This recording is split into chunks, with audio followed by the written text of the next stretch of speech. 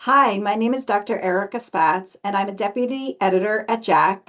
I'm joined today by Dr. Vesna Garovic, who is a nephrologist and professor of medicine at the Mayo Clinic, specializing in hypertensive disorders of pregnancy. Dr. Garovic is also Dean for Clinical and Translational Research at Mayo Clinic. She's the PI of the CTSA and chairs a working group for the CTSA related to barriers in women's health, specifically as they relate to the participation of women in clinical trials. Vesna, thank you so much for joining us today. Your commentary titled Preventing Preeclampsia, Why Are We Still Behind was provocative and interesting, and I'm sure is going to be important for our readers as they think about blood pressure control in this very specific population. So thank you for being with us today. Thank you very much, Erica, both for this opportunity to talk to you today and also for the opportunity to write that piece, which pretty much sums up more than 20 years of my both practice and research within that particular field. Vesna, tell us first about the spectrum of hypertensive disorders of pregnancy and how they present. It is really complex condition in the sense that hypertensive pregnancy disorders cover several different clinical presentations and that it has implications both for clinical workup and treatment as well as for research. So when we talk about hypertension in pregnancy, we typically define that with blood pressure of 140 over 90 millimeters mercury.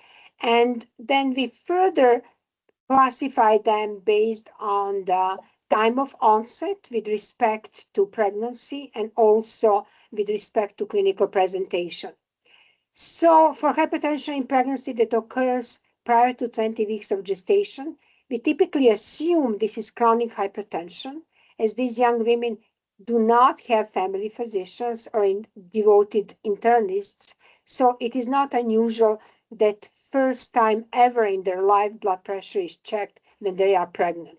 So we assume if somebody is hypertensive at 10 or 12 weeks of pregnancy, that these women were hypertensive prior to pregnancy. Hence, we call that chronic hypertension that is first maybe checked or diagnosed during pregnancy. However, if blood pressure occurs after 20 weeks of gestation, we make assumption that this is in relationship to pregnancy, and hence we call that gestational hypertension. And that gestational hypertension can either declare itself as preeclampsia, i.e., hypertensive disorders specific for pregnancy, whereby in addition to hypertension, we see proteinuria and or systemic involvement. These women may simply remain hypertensive throughout pregnancy and blood pressure resolves after delivery, which is then called transient hypertension, or they can remain hypertensive after they deliver, which is chronic hypertension with onset during pregnancy. We also make a distinction between, when we are talking about preeclampsia, between preeclampsia that occurred de novo, i.e., in women who did not have any previous issues with hypertension, or preeclampsia may occur in the setting of pre-existing chronic hypertension, then we are talking about preeclampsia superimposed on chronic hypertension. So right there you can see that there is a significant variability with respect to onset, with respect to clinical presentation, and it has implications not immediately with respect to pregnancy, but likely in terms of long-term complications, which I think is particularly important and significant for cardiologists. Fantastic. And we're going to come back to why those differences are important around risk. But staying with pregnancy, one of the things that is striking is the amount of evidence that exists for where to set our blood pressure targets for people with chronic hypertension as compared with pregnancy-induced hypertension or preeclampsia. And you lay that out really nicely in this paper, citing the evidence for chronic hypertension, that the goal for blood pressure control is less than 140/90. Can you talk to us a little bit about chronic hypertension, and then we can get to pregnancy-induced hypertension or preeclampsia? So for chronic hypertension, until recently, we really did not have evidence that treatment of chronic hypertension in pregnancy actually improves pregnancy outcomes, and lo and behold, future cardiovascular outcomes. There was a seminal paper, JACC trial, that was published in New England Journal of Medicine, indicating that treatment of chronic hypertension does improve pregnancy outcomes, but without having adverse effects on the baby. Because there was some kind of a dogmatic approach in the past that if you lower the blood pressure in mother, you may adversely affect fetal outcomes because you are compromising fetal placental perfusion and may cause some kind of in utero fetal damage. That was one concern. The other concern was going back to my interest of treating in general pregnant women better than what we do. Another concern was related to exposing fetus in utero to potential adverse drug effects. So first concern regarding decreasing perfusion of fetal placental unit has pretty much being addressed by this JACC trial that showed that there are no adverse events to fetus and neonatus due to decreasing the blood pressure. And second, when it comes to medications, due to anecdotal evidence, we know that there are some blood pressure medications that are relatively safe for pregnancy. Ideally, during pregnancy, no medication should be taken, but the question is how realistic that is. So we know that there are some medications that are pretty much safe, and at present, even American College of Obstetrics and Gynecology agreed to treating chronic hypertension to blood pressure lower than 140/90. Thank you. And that is clearly stated in the guidelines, which is very helpful. And then we get to this other world of gestational hypertension, preeclampsia, and the recommendations are to address severe hypertension, defined as a blood pressure over 160/110. And it's sort of notable for what it doesn't say, which is, well, what about the blood pressures that are over 140/90 and under 160/110? And it's interesting because, like you were talking about historically, that we were concerned around for fetal perfusion, concerned around the toxicity of medications for the mother. It strikes me that in the world of preeclampsia, that one of the reasons that we don't have a lot of evidence in this space is because blood pressure is only one component of a systemic condition that's happening. And there's been skepticism that treating just the blood pressure is sufficient to prevent all the adverse outcomes that can come from preeclampsia. Can you talk a little bit about the systemic features of preeclampsia? What is preeclampsia, and why don't we have evidence for how to treat it or how to prevent it? Thank you very much, Erica. This is absolutely a great question. And, unfortunately, we have only 20 minutes. It's something that we can really talk about for hours. I will try to sum it up. First, treatment of hypertension in preeclampsia, and also systemic features. We are treating hypertension because this is the one thing that we can treat, even though we may be treating it suboptimally by allowing blood pressure to come to the range of 160 or higher. The reason why I say that, there was one seminal paper looking into PRESS syndrome as such, looking into different conditions. This is first time when it was described. And if I remember correctly, out of the 13 initial cases, 3 cases were women with preeclampsia. And when you look into the PRESS syndrome, non-pregnant individuals typically develop these features with blood pressure of 200 and higher. In preeclamptic patients, some of these features occurred with blood pressures between 160 to 180. And you can actually argue that endothelial dysfunction and that systemic vascular damage that occurs in preeclampsia actually is calling for blood pressure to be treated even before it reaches the levels of 160. But again, we don't have evidence to support that.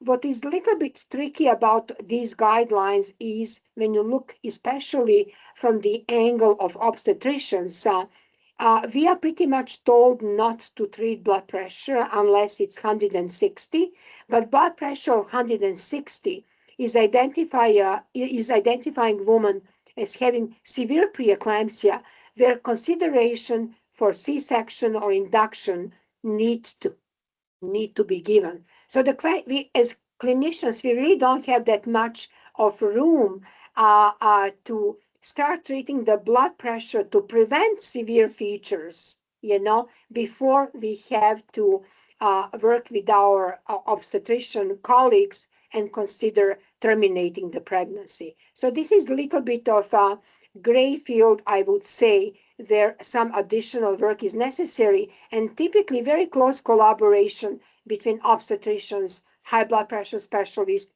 be it nephrologist or cardiologist, because hypertension in the setting of preeclampsia is occurring in the context of already pre-existing endothelial dysfunction and vascular injury, which actually may be calling for treatment of blood pressure earlier than 160, if that makes sense. Terrific. I noticed that the guidelines also recommend aspirin to prevent preeclampsia. Can you talk a little bit about the role of aspirin? When do you start it? What is the purpose of aspirin? There is a little bit of disagreement or different approach when it comes how much of aspirin and when. But I think there is a universal agreement that, aspirin should be started, that there are forms of preeclampsia that can be prevented, especially in women with pre-existing risk factors, such as chronic hypertension, previous severe preeclampsia. Some of my colleagues who are nephrologists would consider that for chronic kidney disease, that actually is a risk factor for preeclampsia. However, even when we start aspirin, we do not prevent all cases of preeclampsia. We prevent some cases of preeclampsia, which I think for me, as somebody who is doing both clinical and research within that space, is telling me that there is a significant difference or diversity or presence of multiple different forms of preeclampsia, some of which would respond to aspirin and would be prevented by aspirin. So that diverse forms of preeclampsia really and truly need to be addressed by both research and clinical trials to understand better, pathophysiology of preeclampsia and also what are the possible both preventive and treatment strategies. One of the things I love about your commentary is that it starts to break down those different types of preeclampsia, and I think starts to stimulate ideas around research and where the next generation of therapies will come. Can you speak a little bit about placental versus maternal preeclampsia, and what are some of the differences between those two groups? So, even clinically, when we see these patients, as clinicians, we see that this is a heterogeneous disorder. In other words, you can have an 18-year-old with severe early preeclampsia who does not have any risk factors. On the other side of the spectrum, you may have 45-year-old with a history of PCOS who underwent infertility treatments, who is pregnant with twins, and develops hypertension and proteinuria. Right there, you see that clinical heterogeneity is huge. And if you are thinking about the mechanisms, they are likely not the same in these two different different clinical presentations. And then you have a spectrum of presentations across these two extremes that I'm talking about. And you have women with preeclampsia with intrauterine growth restrictions, without intrauterine growth restrictions, with those who present very early as 26, 27 weeks, and those who present at 38 and 39 weeks. So I think really a very systematic and precision medicine approach is necessary to understand pathophysiology of this condition. And we know when talking about placental versus maternal, we know that some forms of preeclampsia are associated with very small placentas that are developing infarcts and vascular changes as early as like late 20 weeks of gestation, as opposed to preeclamptic forms where women deliver at 38 weeks and placentas look relatively normal, and children do not suffer from intrauterine growth restriction. So that variety of clinical presentations is likely related to significant differences in pathophysiological mechanisms. And I think we need to approach from that angle, because any kind of the research and or screening test and or therapy failed to show efficacy once clinical trial was done, and these different forms were not taken into account. That is so important, what you just said. And I think that is a really necessary as we move forward in this field, is to enroll like kinds of patients so we can understand the therapeutic benefit or lack thereof in patients with similar physiology. One of the areas that cardiologists are very focused on is postpartum hypertension. So either hypertension that continues past delivery or that emerges after delivery.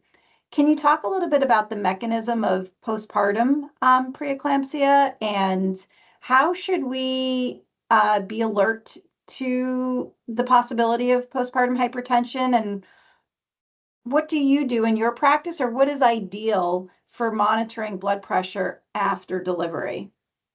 When we are thinking about postpartum preeclampsia, again, I think it is critically important to understand under what circumstances preeclampsia occurred. We know that these preeclamptic women who develop that early in pregnancy, who have, quote unquote, placental form, that they tend to have prolonged endothelial dysfunction as measured by brachial dilation, brachial artery studies, and that these women may be at a particular risk for postpartum hypertension and for cardiovascular disease.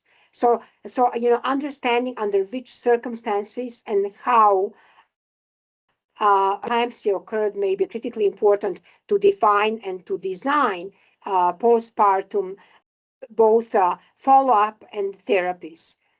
I think that we are losing the opportunity. If you don't follow up these women, we are losing the opportunity to diagnose them early and to treat them appropriately, because it is not unusual for young women of reproductive age to be seen predominantly by obstetricians and gynecologists. Why I think either family medicine or internist, cardiologist, nephrologist, depending on clinical presentation and or abnormalities that are present and persist postpartum, should be guiding our follow-up and treatment.